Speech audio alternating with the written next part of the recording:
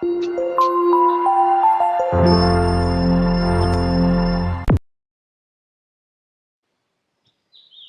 स्वागत है आप सभी का आज की खास डिबेट में। और आज मैं चर्चा करने जा रहा हूँ बिहार की राजनीति पर।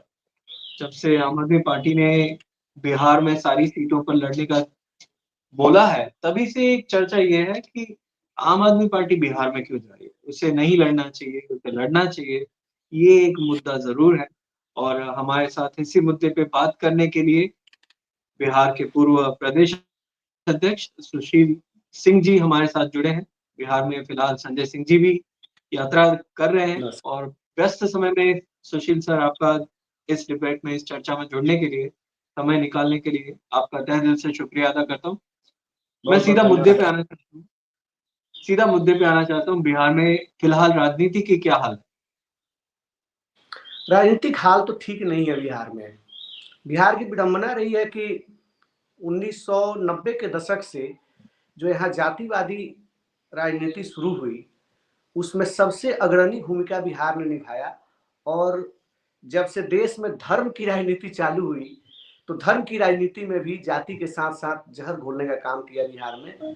और बिहार में कहीं ना कहीं विकास, शिक्षा और स्वास्थ्य खास करके इसको हाशिए पर डालकर और यहाँ की राजनीति चलती रही। और एक बार बार विपक्ष और पक्ष जंगल राज की चर्चा करता है। वो तो जंगल राज पहले था कि आज है, क्योंकि मैं जब से होश संभाला हूँ तब से देखा हूँ। अभी मैं फिलहाल आपको बतलाऊं कि पिछले एक हफ्ते के अंदर यहाँ पर 3-4 लोगों की, बड़े बड़े व्यापारियों की हत्या हो गई। और मेरे बगल के ही गृह डिस्ट्रिक्ट के बगल में सिवान डिस्ट्रिक्ट है, वहाँ पर मेरे घर से लगभग 30-40 किलोमीटर दूरी पर एक बहुत बड़ा घटना घटा है कि दिन दहाड़े वहाँ सरेआम कत्लेआम हो जाता है तलवार से। तो आप देख सकते हैं कि न शिक्षा की व्यवस्था ठीक है, न स्वास्थ्य की व्यवस्था ठीक है, और न ही यहाँ पर कानून व्यवस्था ठीक है। तो यहाँ की राजनीति जो है वो भगवान भरोसे है, राम भरोसे है यहाँ की राजनीति।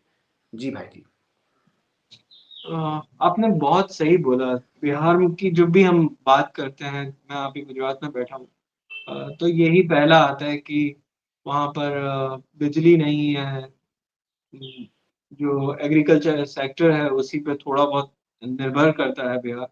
इंडस्ट्रीज नहीं है, बिजनेस नहीं है, तो उसके कारण पलायन एक बहुत बड़ा मुद्दा बनता है। अ, आपसे जो अभी देख रहे हैं कि आम आदमी पार्टी को ऐसी क्या जरूरत है कि सभी सीटों पर लड़ रही है या लड़ना चाहिए? आप इसको कैसे देखते हैं? देखिए, 2014 के लोकसभा में आम आदमी पार्टी ने बिहार के 40 लोकसभा सीटों पे पार्टिसिपेट किया था। और बड़े मजबूती के साथ जहाँ देश में चुनाव लड़ रहे थे, बिहार में भी लड़े।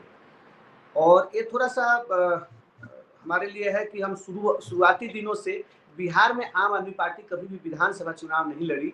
और बार बार हम तैयारी तो करते हैं, चाहे 15 हो चाहे 20, हम तैयारी तो करते हैं। पिछले बार 20 में मैं, मेरे अध्यक्षता में यहाँ चुनाव की तैयारी चल रही थी, लेकिन आप लोगों ने देखा कि पिछले बार कोरोना पूरे देश में महामारी के रूप में फैला और बिहार का चुनाव उसी कोरोना काल में हुआ था, जिसमें डिजिटली चुनाव कराने की बात हुई थी। और सारे नेताओं की रैलियां, धरना प्रदर्शन जो भी था वो डिजिटली होता था। मतलब आप चुनाव जमीन पे उतर के लड़ ही नहीं सकते थे। बाढ़ का प्रकोप भी था और ऊपर से आपका कोरोना काल आया हुआ था, जिसके कारण पार्टी 2020 में चुनाव नहीं लड़ी। लेकिन संगठनात्मक रूप से पार्टी 2015 से ही बिहार में प्रखंड स्तरीय, जहाँ 500 लगभग 500 यहाँ पे प्रखंड है, 514 प्रखंड है। सभी प्रखंडों में हमारे पास यहाँ पर कमेटियाँ हैं। 243 विधानसभा है, सभी विधानसभा में कमेटियां हैं। 38 जिले हैं, उसमें कमेटियां हैं।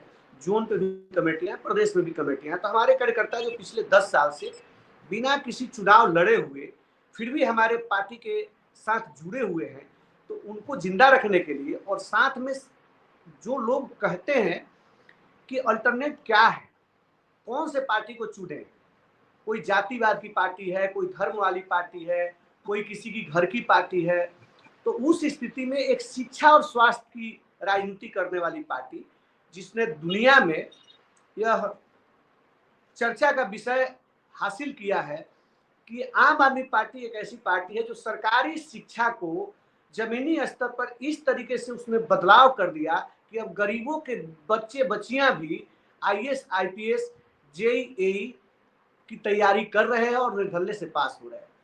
आप समझ सकते हैं कि ऐसी राजनीति की जरूरत बिहार को भी है, जहां की आबादी लगभग 14 करोड़ के आसपास है, जहां के लोगों को रोजगार के लिए दूसरे प्रदेशों में प्रवास करना पड़ता है, पढ़ाई के लिए दूसरे प्रदेश में जाना पड़ता है, इलाज के लिए दूसरे प्रदेश में जाना पड़ता है। मतलब न कृषि ही ढंग से हो पाती है, न इंडस्ट्री ही है। जहां तक आज़ादी के बाद इंडस्ट्री की बात है, तो आज़ादी के समय टॉप 5 राज्यों में बिहार हुआ करता था और आज निचले सबसे पायदान पर बिहार है। तो इसलिए आम आदमी पार्टी की यहाँ जरूरत पड़ी है कि आम आदमी पार्टी यहाँ सब लोगों ने दिल्ली में देखा है, पंजाब में देखा है, तो यहाँ पर भी आम आदमी पार्टी को चुनाव लड़ना चाहिए और शिक्षा और बुनियादी जो अस्पतालों की व्यवस्था है उसको ठीक करने के लिए आम आदमी पार्टी चुनाव लड़ेगी।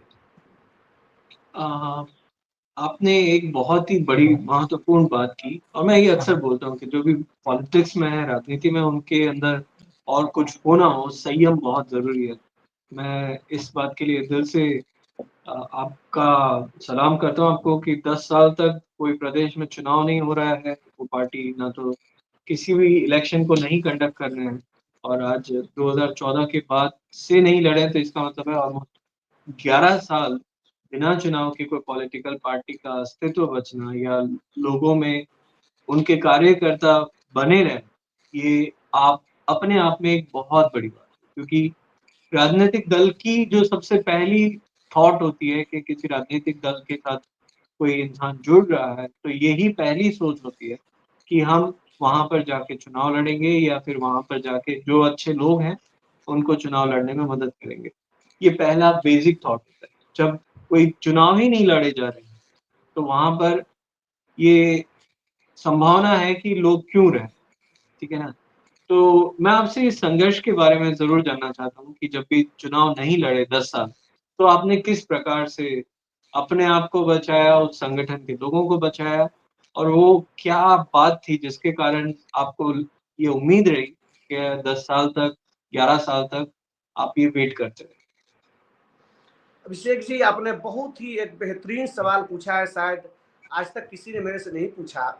मुझे वो दिन याद है जब मैं 2013-14 में सरकार जब बनी दिल्ली में 2013 में, 13 के दिसंबर में सरकार बनी थी और फिर दोबारा 15 में सरकार बनी। मैं 13 के सरकार बनने के बाद ही मैं बिहार आ गया था और 15 में जब दूसरी बार सरकार बनी फरवरी में, जब मैं बिहार के लिए आ रहा था तो बहुत सारे हमारे साथी कह रहे थे कि तुम बिहार क्यों जा रहे हो। यहाँ तक कि बड़े नेताओं में से भी कुछ नेताओं ने कहा कि तुम्हें बिहार नहीं जाना चाहिए और बिहार की राजनीति अभी बहुत दूर की राजनीति है, सराउंडिंग अगल बगल के लोगों के साथ राजनीति करना चाहिए। तो मैंने एक सवाल रेज किया था कि आप मुझे बताओ कि कभी आपने सुना है कि किसी स्वस्थ आदमी का इलाज किया जा रहा हो?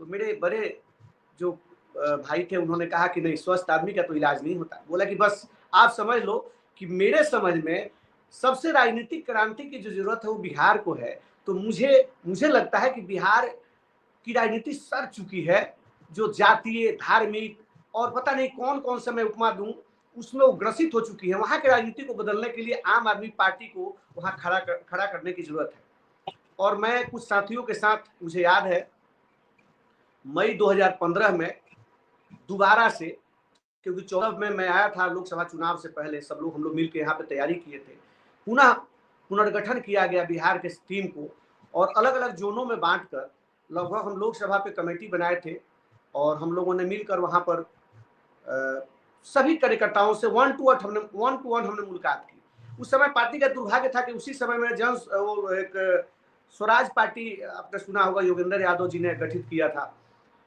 तो उन्होंने भी पार्टी जो बनाई तो उसमें ज्यादातर लोग हमारे बिहार के ही लोग थे। तो उनके आने से पहले हम लोगों ने प्रत्येक जिला का दौरा किया, विधानसभा का दौरा किया टीम बनाकर, और 2 महीने तक रात को रात और दिन को दिन हम लोग नहीं समझे, और 2 महीने में एक एक कार्यकर्ताओं के साथ हम लोगों ने लगभग 2000-2500 कार्यकर्ता थे, उनके घर पे जाके उनको बुलाकर, जो नाराज थे उनको मनाकर सबके साथ हम लोग बैठे और हम लोगों ने बड़े शालीनता से कहा कि देखिए, देश को आम आदमी पार्टी की जरूरत है और आम आदमी पार्टी बिना बिहार के लोगों की नहीं चल सकती, क्योंकि हर एक राज्य में कहीं ना कहीं बिहार के 5-10% लोग रहते हैं जो वोटों को प्रभावित करते हैं। अतः आप लोगों को दिल्ली हो, पंजाब हो, हरियाणा हो, चाहे किसी भी राज्य में, गुजरात, महाराष्ट्र हो, वहां पे जो भी अपने लोग हैं उनसे भी बातचीत कीजिए और यहाँ के लोगों को संगठित रहने की जरूरत है। हम इस बार चुनाव इसलिए नहीं लड़ रहे हैं क्योंकि देश में हमको मोदी जी के खिलाफ लड़ना है, तो इसलिए जो भी मोदी को हरा रहा होगा उसके साथ हम खड़े रहेंगे। इसलिए 2015 के चुनाव नहीं लड़े। कुछ लोगों का सवाल किंतु परंतु था, जो चुनाव लड़ने के लिए आया था वो पार्टी छोड़ के चला गया, लेकिन जो जिसको बदलाव की जिसके अंदर ललक थी, जो जिसके सीने में आग था कि हमको बदलाव करना है देश में और बिहार में भी उसमें सहभागी बनेगा, बिहार के लोग भी उसमें सहभागी बनेंगे, उन सभी लोगों ने हमारा साथ दिया। 5 साल का संघर्ष बहुत ही कठिन था, चुनौतीपूर्ण था, क्योंकि जब आप समझ सकते हैं कि जब पार्टी कहीं चुनाव नहीं लड़ती है तो संगठन को चलाना कितना टफ होता है, वहां के लोगों को बांध के रखना कितना टफ होता है। हाँ, थोड़ा सा मेरे लिए एक सबसे बड़ा खतरनाक मोड़ वो था कि जब 2020 में भी हम चुनाव नहीं लड़े, तो अगले 5 साल के लिए यह तो खबर थी ही कि अगले 5 साल तक फिर आप चुनाव में नहीं लड़ोगे तो आपके कार्यकर्ताओं को कैसे संभाल के रखोगे। लेकिन पार्टी के ऊपर आए मुसीबतों को लेकर, पार्टी के कार्यों को लेकर हमने यात्रा बंद नहीं की। चाहे हमारे पास संगठन का कोई नाम नहीं था, रूपरेखा नहीं था।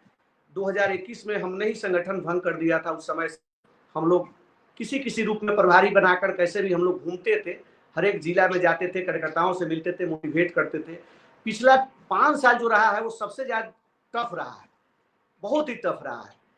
दिल्ली चुनाव आया, उस समय हमारे सारे नेता उससे थोड़े दिन पहले जेल में थे, तो इन सब मुद्दों को लेकर भी हम 2 साल तक लोगों से मिलते रहे, अपने कार्यकर्ताओं से मिलते रहे, बार बार अलग अलग जिला में बैठक गोष्ठी करते रहे, जनता के बीच में भी गए कि किस तरीके से स्कूल अच्छी बन रही है उसको न बनने दिया जाए, अस्पताल अच्छा बन रहा है इसको न अच्छा बनने दिया जाए, इसके लिए किस तरीके से साजिश रचकर लोगों ने मनीष सिसोदिया को, अरविंद केजरीवाल को, संजय सिंह जैसे नेताओं को जेल में डाल रखा है, सत्येंद्र जैन जैसे लोगों को जेल में डाल रखा है, और तमाम पार्टी के बड़े बड़े नेताओं के ऊपर जांच के दायरे में लोगों ने जांच बैठा दिया। कार्यकर्ताओं को तंग करते थे, सबको बुलाते थे ईडी में पूछताछ करने के लिए, उसमें मैं भी कहीं ना कहीं शामिल था, मेरे से भी पूछताछ हुई थी। इन सभी चीजों को लेकर अपने कार्यकर्ताओं को समझाना, बातचीत करना थोड़ा टफ था, लेकिन मुश्किल नहीं था। और मुझे आज खुशी है कि पिछले साल हम लोग बिहार में कमेटी दे पाए, और हमारे साथी राकेश यादव जी यहाँ के अध्यक्ष हैं, उनके नेतृत्व में अच्छा काम हो रहा है, संगठन अच्छी तरीके से काम कर रही है, सभी जिला में संगठन, विधानसभा लेवल पर संगठन, प्रखंड में संगठन बन चुका है और यात्राएं चल रही है, धीरे धीरे ही सही, थोड़ा लेट ही सही, लेकिन पार्टी ने निर्णय लिया है कि बिहार में आम आदमी पार्टी चुनाव लड़ेगी। हम लड़ेंगे क्योंकि लड़ने की प्रवृत्ति है और तैयारियां तो पिछले 10 साल से हैं। क्षेत्र वाइज आप किसी भी विधानसभा में पूछेंगे तो मैं 10-20 कार्यकर्ताओं का नाम जुबानी आपको सुना सकता हूं, क्योंकि इस तरीके से हम लोगों ने यहाँ पर काम किया है और एक मजबूत टीम है। मुझे लगता है कि चुनाव की घोषणा के बाद अन्य जो राजनीतिक पार्टियां हैं बिहार में, उनके मतलब लाट पर जो है वो भाव पड़ना शुरू हो गया है। उनको चिंता जरूर हो चुकी है कि अब आम आदमी पार्टी चुनाव लड़ने आ गई है, क्योंकि विशेष बात यह है कि हम दाहिने बाएं की बात ना करके, लेफ्ट राइट की बात ना करके, हम सीधे बात करते हैं। हम तो सिर्फ यही सवाल करते हैं कि पिछले 2004 से आप ही की सरकार है, मोदी जी और नीतीश बाबू की मिली-जुली सरकार है, तो पिछले 20 सालों का हिसाब दीजिए कि आपने कितने अस्पताल बनवाए, कितने स्कूल बनवाए, कितने कॉलेज बनवाए, कितना महिला कॉलेज बनवाया, कितने आपने सरकारी बसें चलवाई, बहुत सारे तमाम मुद्दे हैं, कितना आपने इंडस्ट्रियल इलाका स्थापित किया। यहाँ पर बड़ी विडंबना है कि बिहार में लगभग 13 लाख के आसपास 10वीं क्लास में जो बच्चा मैट्रिक का परीक्षा होता है, मैट्रिक की परीक्षा 10वीं क्लास के बच्चे देते हैं। 12 लाख, 12.5 लाख लगभग रिजल्ट होता है, लेकिन उन बच्चों को हायर एजुकेशन के लिए किसी दूसरे राज्य की तरफ जाना पड़ता है, और जो दूसरे जगह पढ़ने जाता है कहीं ना कहीं वहीं पर वह रोजगार भी खोजना शुरू कर देता है। मतलब सारे के सारे लोग दूसरे राज्यों में पलायन कर जाते हैं। जी अभिषेक। ये बहुत ही मतलब आपने बहुत ही अच्छे से समझा है, बहुत सारी बातें। समय का अभाव है, पर मैं आपसे फिर से मैं जुड़ना चाहूँगा इसी मुद्दे पर। काफ़ी सारे सवाल मेरे अभी भी छूट रहे हैं। अ, इस चर्चा को हम अगले हफ्ते वापस सर को लेके आएँगे, कोशिश करेंगे और आगे भी जानेंगे कि कैसे दूसरे दल की भूमिका क्या है और आम आदमी पार्टी अगर सत्ता में आती है, तो किस तरीके से देश की राजनीति पे इसकी असर पड़ती है। कहा जाता है कि एक बिहारी 100 पे भारी। क्यों है, वो अगले बार हम चर्चा में ज़रूर देखेंगे। तब तक के लिए आपका बहुत-बहुत शुक्रिया सर, आपका इस चर्चा में जुड़ने के लिए। धन्यवाद।